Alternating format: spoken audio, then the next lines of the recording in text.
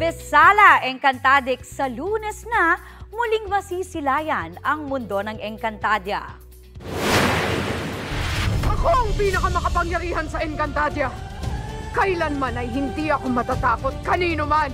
Hindi rin kami matatakot sa'yo.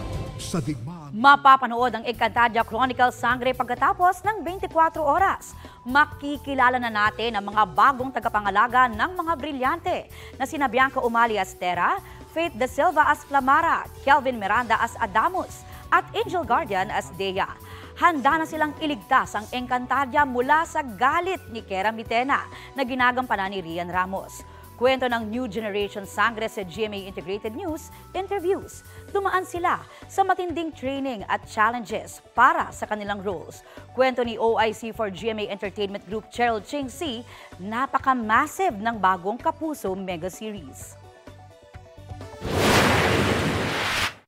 Makikita nila ito sa aming powerhouse cast. Makikita nila ito sa aming very impressive na production design.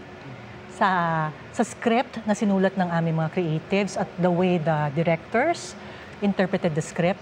And lastly, makikita nila ito sa napaka-impressive naming visual effects na in partnership with GMA Post Production.